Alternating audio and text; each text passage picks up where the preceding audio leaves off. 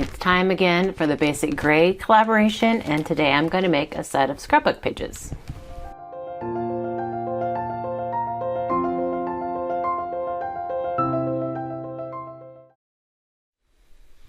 Here are the pictures I'm going to scrapbook and some of the scraps and the papers that I had pulled out from my Basic Gray stash. And this is how I store my Basic Gray. I just try and keep them all together in my paper stash so that it's easy for me to find. I don't have a ton, so it all fits in one of those giant Ziploc baggies. Trimmed off the tear strip. I always keep those. Basic Gray, this is a collaboration that I do with my friends Sarah, who is Crafting and Relaxing here on YouTube, and Kathy, who is Stampin' Cat over on Instagram. And each month we decide to pull out some of the Basic Gray papers that we hoard since they are no longer made anymore and try and have some fun with them. And since this is a small collaboration, I decided I had a little freedom and could do a short process video with you on when I'm making the same layout for multiple albums, like how that goes. Normally I have a plan, at least, of how I want to lay it out. This time I did not. All I knew was the papers I wanted to use. And I knew I wanted that yellow to be a matte for my photos. So here I am just trying to figure out how I want to use that as a matte. I cut the 12 by 12 sheet in half, so I had 6-inch strips of the yellow and knew I needed to trim my photos down a little bit. And then I had some other scraps that I wanted to use and just trying to figure out how I want to lay those out. And I decided to take those strips that I had and cut them in half and do kind of a mirrored grouping at the top and bottom. And I'm going to turn those into fishtail banners. And then there were some other smaller scraps that I added kind of to the left of my photos up there. So not an overly intricate layout, but I'm not sure I ever do overly intricate layouts. When you're 7 years behind on scrapbooking, you just you got to move a little faster. So I'm putting my photos down, and I'm just going to make sure I have enough room around them so that there's kind of a somewhat even border for that yellow mat behind it. I don't think I ever get it exact. I don't ever use a ruler. A lot of times they're crooked, but it's my page. So then I'm going to layer those banners kind of at the top and the bottom around my photo grouping.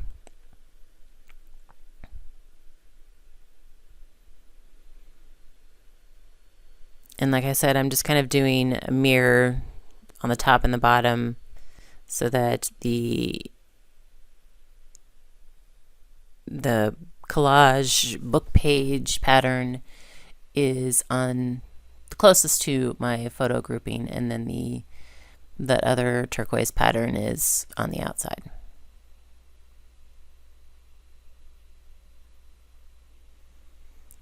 So now that those are down, I'm trying to figure out how else I want to embellish. I decide I'm going to use some of that yellow paper up there on that top fishtail banner grouping for my journaling. That journal card with the butterfly and the tag, I couldn't figure out where I would put it. So we're just going to use some more of that yellow. And then I'm going to pepper in any other scraps that I have. And then it's a matter of trying to figure out how else to embellish. So I ran over to my stash and kind of went through all of my kind of just general embellishments, I guess, like non-theme and the flowers and letters. I knew I wanted black lettering, but these were the only ones that were small enough to fit in that space. I tried to make those blue bows work, but they were too blue. So I did bring some punches back over with me and am going to just kind of go old school, create my own little embellishments with some flower punches out of that yellow pattern.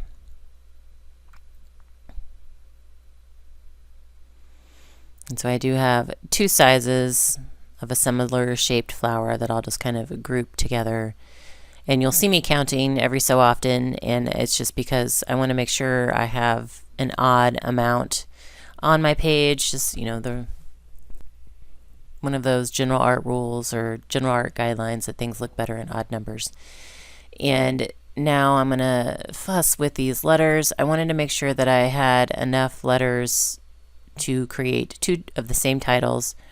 And these letters are tiny enough that they kind of give me fits. And getting the center out of the E's was the worst part.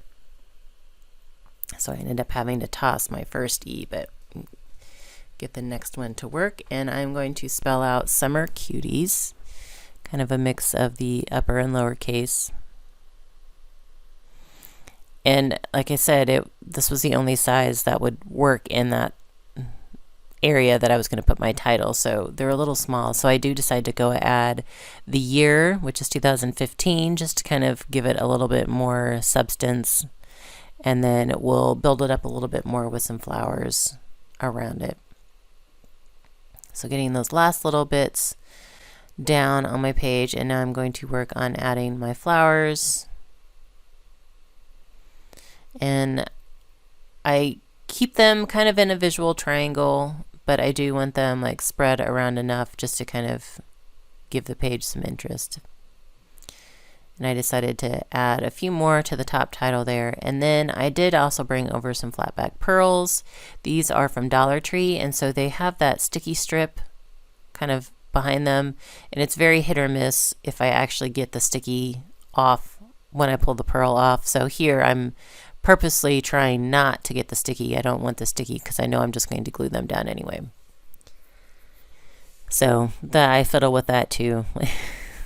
So this part of the video has been sped up a little bit more just because it was pretty tedious to do, much less watch. So going around, gluing down all the pearls, and then once the pearls are down, my first layout will be done. So here's just a quick look at the details. I'm going to do journaling at the top there.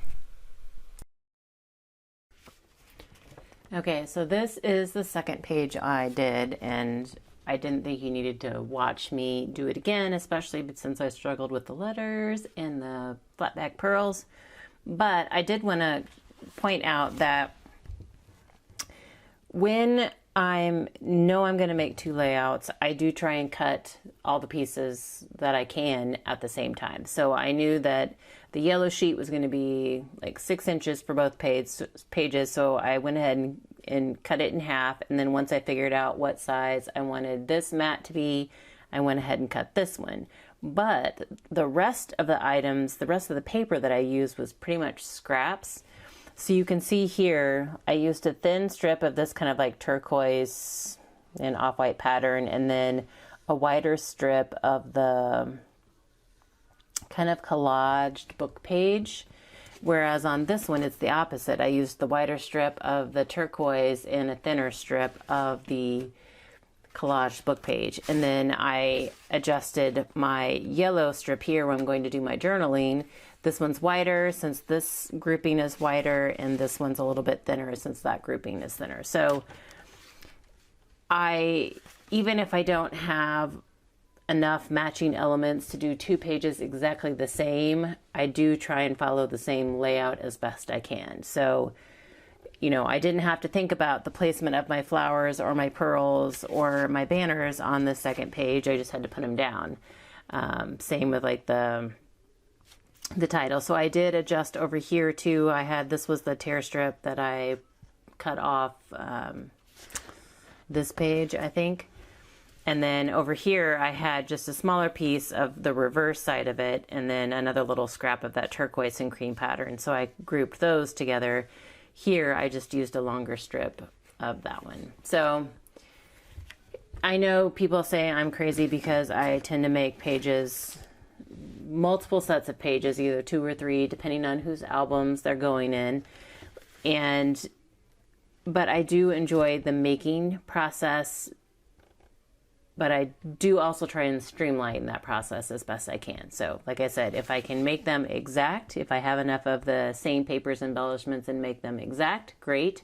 If not, I will try to at least to make the layout the same, and then kind of fill in with the embellishments and papers that I can. So anyway, that is my project share for the Bringing Back Basic Gray collab. I hope you guys enjoyed watching kind of like my full thought process on this one. Please be sure again to check out Sarah and Kathy, who will be linked in the description box below, to see what basic gray they used this month and what they decided to make. I thank you so very much for your time today and hope you all have a very crafty day.